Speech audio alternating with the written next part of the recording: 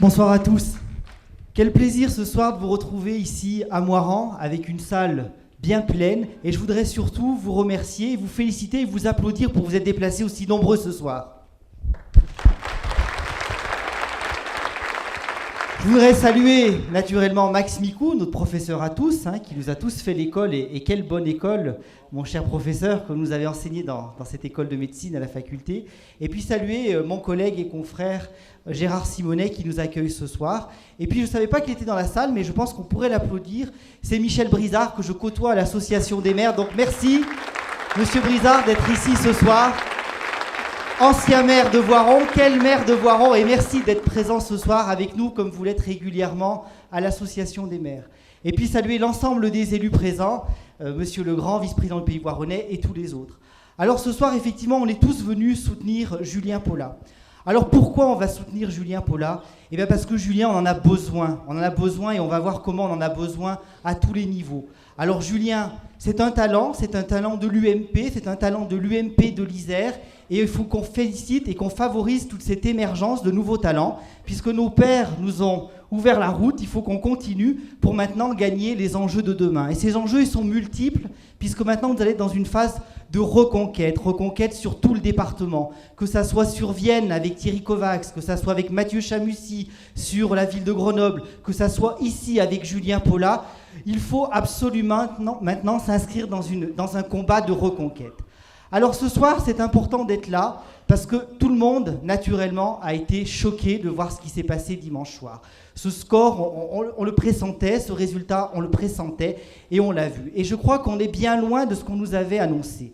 On nous annonçait un président même pas au second tour, avec des écarts de 10, 12 points dans les sondages. Et finalement, qu'est-ce qu'on a vu ? On a vu finalement une victoire, effectivement, une victoire, et elle est incontestable et incontestée. Et d'ailleurs, je trouve que Nicolas Sarkozy aura été, comme l'ont dit mes prédécesseurs, un grand président et un grand président jusqu'au bout. D'une part, par dimanche soir, le discours qu'il a tenu, empreint d'une certaine humilité, avec un discours de président, quelqu'un qui n'attise pas, quand le pays est dans une situation économique difficile, qui n'attise pas les camps les uns contre les autres, mais qui se pose dans une logique de rassemblement.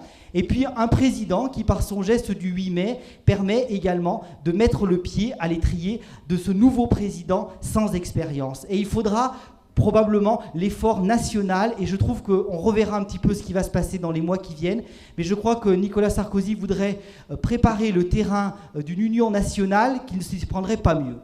Voilà. Ensuite, pourquoi nous avons besoin de Julien ? Alors Julien, effectivement, ce soir nous avons dit que c'est le consensus, mais c'est aussi le consensus et l'image que nous allons donner au niveau international.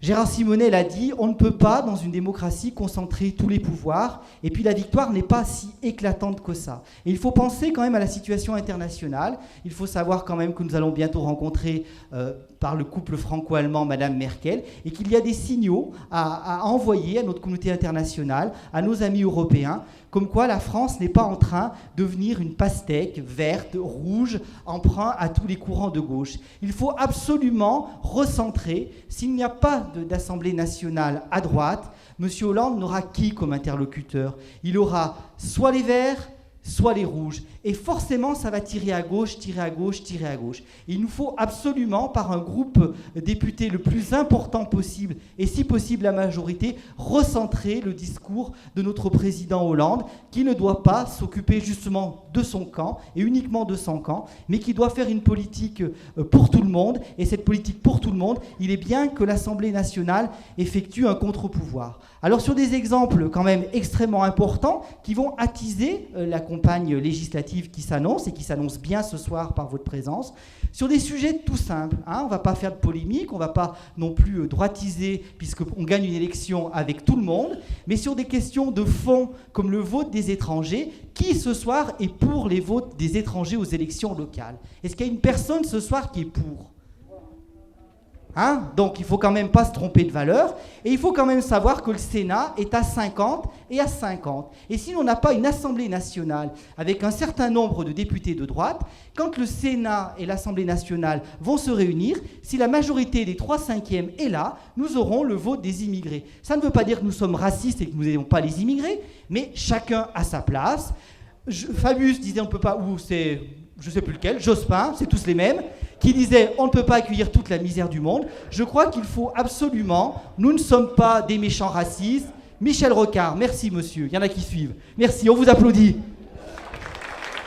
Il faut absolument que nous soyons capables d'effectuer un contre-pouvoir pour l'image européenne, pour l'image internationale que nous donnons.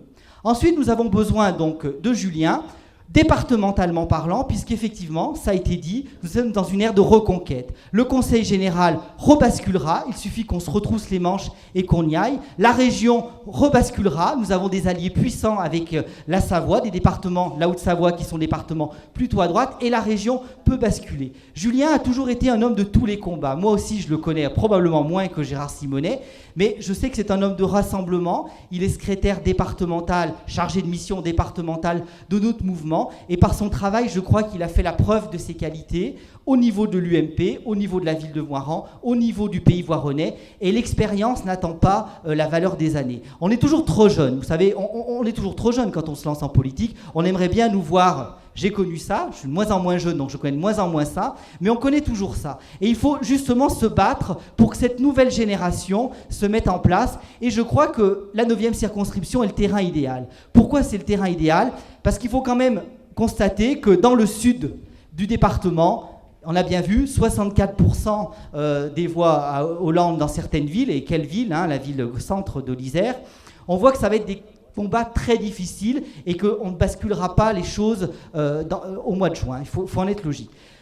Ça me permet de corriger quand même une petite inexactitude de Gérard Simonet, avec quand même resaluer quand même, parce que moi je m'en rappelle, on avait fait campagne, c'est l'excellent score de Max Micou au municipal, quand même, au municipal de Grenoble en 95, qui avait perdu d'une poignée de voix. Quand on voit que maintenant il y a 64%, ça avait été quand même un sacré combat, et merci Max, parce qu'on s'en rappelle de ce combat. Donc on vous applaudit également. Donc cette circonscription, je dirais que c'est la plus stratégique, c'est la plus importante. C'est la 9e et il n'y a pas eu le raz-de-marée. Imaginez-vous, alors je ne citerai personne, des gens qui dans cette circonscription se voient ministres et qui amènent une victoire somme toute modérée à François Hollande. 49,11 pour Sarkozy, 50,83. Je peux vous dire que si Hollande il nomme ses ministres en fonction du score que les gens ont obtenu dans leur circonscription, on est tranquille ici ce soir. On est tranquille, hein ? Et puis l'autre chose, c'est que je pense que si on regarde le nombre de voix, qu'est-ce qui a fait la différence ? 1000 voix. 1000 voix. Un peu plus, 1002, 1008, ça dépend comment on compte, en fonction des blancs, des abstentions. Donc nous voilà avec une législative à 2000 voix. Donc il faut absolument que tous... on aille solliciter, alors même si on n'est pas dans la circonscription, on a tous des amis, des voisins, des familles. Il faut absolument faire du porte-à-porte, il faut téléphoner, il faut que vous envoyiez des SMS. On a tous les moyens possibles. Ça ne vous prend pas longtemps, ça vous prend 1 heure par-ci, 1 heure par-là. Mais il faut voter Julien Paulat. Il faut voter Julien Paulat parce que Julien, c'est le meilleur, parce que Julien, on en a besoin, et parce que Julien, c'est l'avenir de votre circonscription. Pensez donc à moins de 30 ans. Je sens que je vais me faire engueuler, alors je vais vite conclure parce que je vois que mon ancien patron s'approche.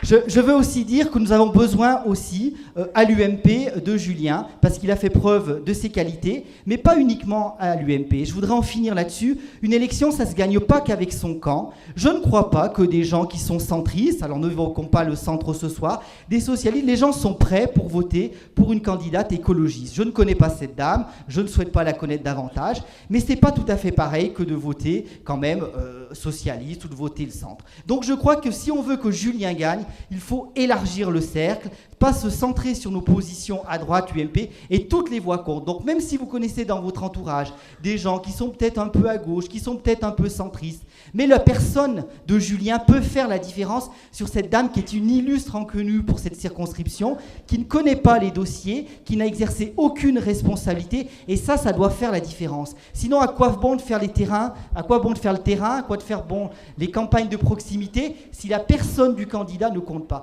Et la personnalité de Julien, elle est bien trempée. Et j'en finirai par là, c'est promis Max, c'est sur l'hôpital. Julien a été un relais extrêmement important pour ce dossier auprès du ministre Xavier Bertrand. Nora Béra ne l'a pas démenti la semaine dernière quand nous l'avons accueilli. Et je voudrais en finir par là. Bernard Sauget aussi, qui s'excuse ce soir, qui ne peut pas être là, mais qui me charge de vous saluer toutes et tous, de vous encourager dans le choix de soutenir Julien, à jouer également un rôle aux côtés de Julien pour favoriser ce dossier de ce grand hôpital, partenaire de notre CHU, ici à Voiron. Et je me réjouis, en tant effectivement, puisqu'on m'a désigné comme Monsieur Santé ce soir, de voir cette unité sur la circonscription pour cet emplacement. Donc bravo à tous, et c'est en jouant gagnant-gagnant que Julien sera député. Voilà, merci à tous.